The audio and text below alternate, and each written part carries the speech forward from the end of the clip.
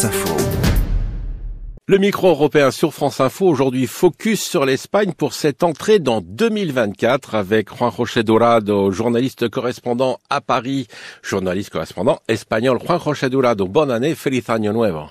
Feliz año nuevo, próspero año nuevo, dit-on en espagnol. Oui, avec prospérité, c'est ça. Juan José Durado, 2024 pour l'Espagne, qu'est-ce que ça veut dire? Ça veut dire un gouvernement qui va essayer de survivre. À un gouvernement qui est en grosse difficulté au niveau de l'Assemblée nationale espagnole, de las Cortes, puisque c'est un gouvernement de coalition. Toujours socialiste. Toujours socialiste, jusqu'au jour où on parle là.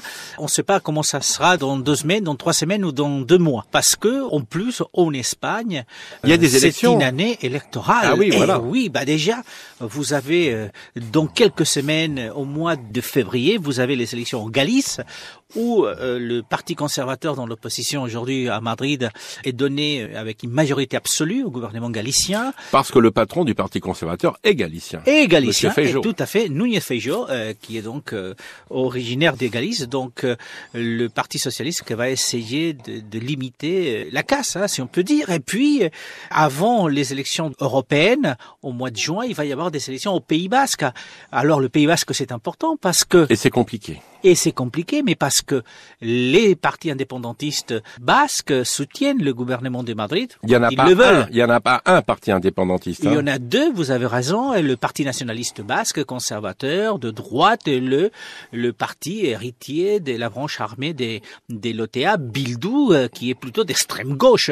Et donc, ces partis vont forcément vouloir gouverner au Pays Basque, et donc il va y avoir des problèmes avec le gouvernement central. Et puis, on attend pour cette année 2024 des élections aussi, certainement du côté de la Catalogne. Alors là, ça va être le festival. Alors ça va être le festival, et vous avez tout à fait raison. Vous savez, a priori, ces élections sont prévues pour l'année 2025. Ça doit être avant avril 2025. Mais tout laisse croire qu'il va y avoir des élections en 2024, déjà parce que les 2 partis indépendantistes catalans qui soutiennent la loi d'amnistie qui doit être discutée au Parlement espagnol. Ces 2 partis sont... Le parti Esquerra Republicana de Catalunya. Ça, c'est la gauche. Voilà. Et puis, Junts per Catalunya, le parti de monsieur Puigdemont, qui, pour l'instant, est toujours en vacances du côté de Waterloo.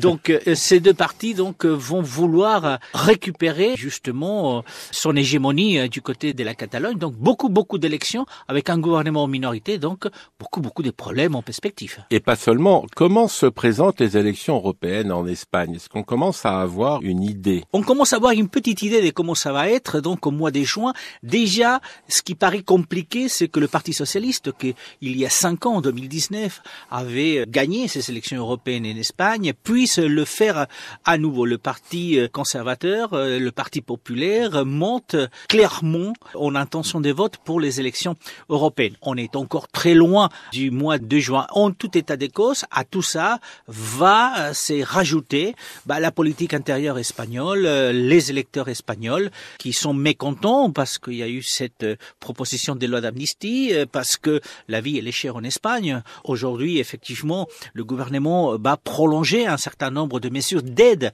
à l'économie, ce qu'on appelle l'économie des crises, mais aussi le gouvernement espagnol veut approuver une augmentation de la TVA, par exemple, de l'électricité et du gaz. Donc, vous voyez, les Espagnols économiquement, ce n'est pas non plus très flamboyant.